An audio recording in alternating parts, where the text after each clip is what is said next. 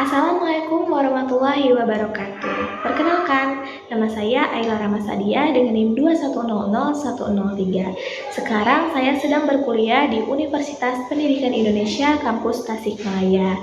Nah, di sini saya akan melakukan simulasi belajar mengenai larutan elektrolit dan juga larutan non-elektrolit. Nah, sebelumnya apakah adik-adik semuanya sudah semangat? Nah, semoga adik-adik dapat menyimak dan selalu bersemangat dalam pembelajaran ini. Karena dalam pembelajaran ini merupakan pembelajaran yang amat sangat penting untuk kita. Nah, sebelum melakukan pembelajaran, alangkah baiknya nih kita bersama-sama berdoa agar materi yang saya ajarkan masuk ke dalam diri adik-adik dan dapat diterapkan dalam kehidupan sehari-hari. Baik, mari kita berdoa bersama-sama, berdoa menurut agama dan kepercayaan masing-masing. Berdoa dimulai. Baik, adik-adik, selanjutnya kita akan membahas mengenai larutan elektrolit dan juga larutan non-elektrolit. Nah, apa sih itu larutan elektrolit dan juga larutan non-elektrolit? Larutan elektrolit adalah larutan yang dapat menghantarkan arus listrik. Dalam larutan elektrolit, molekul-molekulnya terurai atau terionisasi menjadi partikel-partikel bermuatan listrik positif dan negatif yang disebut dengan ion. Nah, ion dibagi menjadi dua, ada ion positif dan juga ion negatif. Nah, ion positif yang dihasilkan dinamakan dengan kation dan ion negatif yang dihasilkan dinamakan dengan anion. Jumlah dari muatan ion positif dan juga ion negatif akan sama sehingga muatan ion dalam larutan itu menjadi netral. Nah, ion-ion inilah yang kemudian menghantarkan arus listrik. Nah, perubahan kimia larutan ini biasanya ditandai dengan perubahan warna, timbulnya gelembung gas, dan adanya endapan. Serta bila diuji menggunakan alat uji elektrolit, larutan ini itu dapat menyalakan sebuah lampu. Nah, semakin banyak ion yang terbentuk, maka semakin kuat sifat elektrolit dalam larutan tersebut. Nah, berdasarkan kekuatannya, larutan ini itu diklasifikasikan menjadi dua. Ada larutan elektrolit kuat dan juga larutan elektrolit lemah.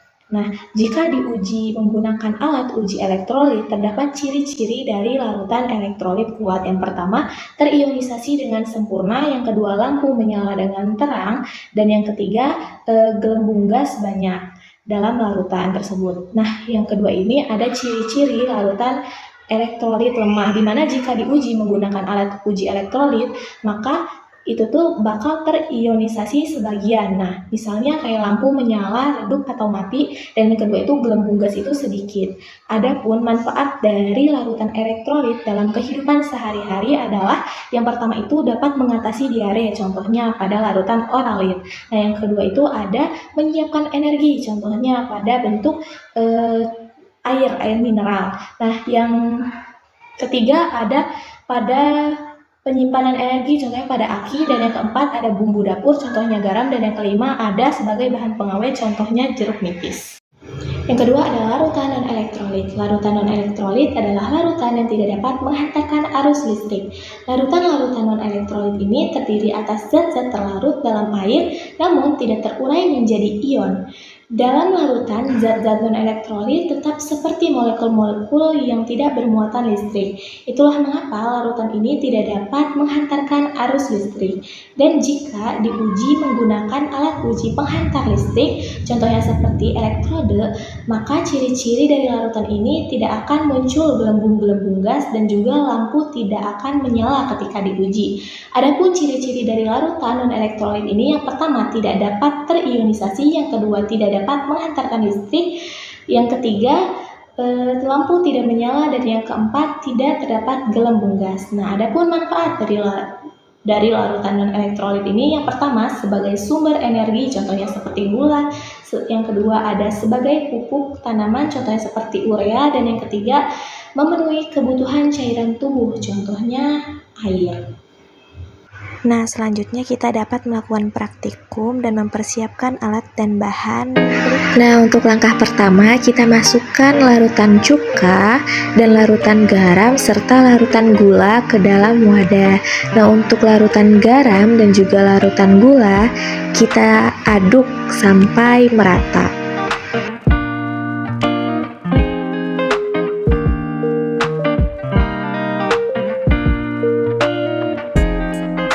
Nah, selanjutnya kita lakukan uji larutan cuka dengan menggunakan alat penguji elektrolit.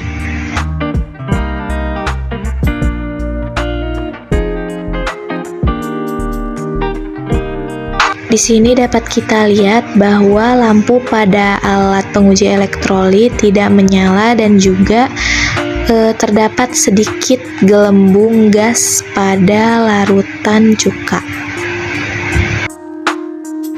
Nah, dari hasil praktikum terkait larutan cuka itu merupakan larutan elektrolit lemah dikarenakan hanya terionisasi sebagian, di mana ciri-cirinya hanya terdapat sedikit gelembung dan lampu tidak menyala saat diuji menggunakan alat penguji elektrolit.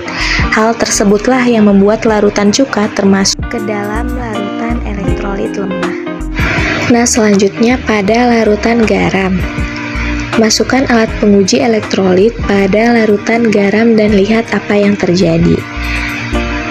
Nah, pada larutan garam di sini lampu menyala dan juga terdapat nih gelembung, banyak sekali gelembung gas di dalam air.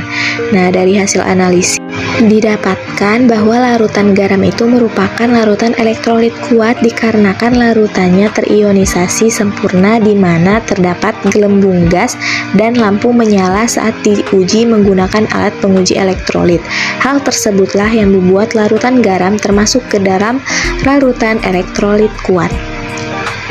Nah, selanjutnya kita uji cobakan pada larutan gula. Nah, masukkan alat penguji elektrolit pada larutan gula dan lihat apa yang terjadi. Nah, pada larutan gula sendiri di sini lampunya tidak menyala dan juga tidak terdapat gelembung gas. Dari hasil analisis, maka diketahui bahwa larutan gula itu merupakan larutan non-elektrolit dikarenakan tidak mengantarkan arus listrik dan saat diuji menggunakan alat uji elektrolit tidak terdapat gelembung gas dan juga lampu yang menyala.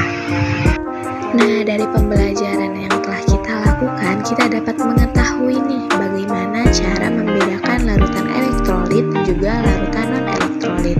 Nah, larutan elektrolit ini merupakan larutan yang dapat menghantarkan arus listrik, sedangkan larutan non-elektrolit ini yang tidak dapat menghantarkan arus listrik. Nah, dari praktikum yang sudah dilakukan, larutan elektrolit dan larutan non-elektrolit itu memiliki ciri-cirinya masing-masing nih. Nah, dengan mempelajari materi ini, kita dapat memahami konsep mengenai larutan elektrolit dan non-elektrolit berdasarkan ciri-cirinya. Nah, teman-teman, alhamdulillah pematerian mengenai larutan elektrolit dan non-elektrolit sudah selesai. Alangkah baiknya kita mengucapkan hamdalah bersama-sama. Alhamdulillahirabbil alamin. Mungkin cukup sekian pematerian hari ini. Saya pamit undur diri. Billahi taufik wal hidayah. Wassalamualaikum warahmatullahi wabarakatuh. Semangat semuanya.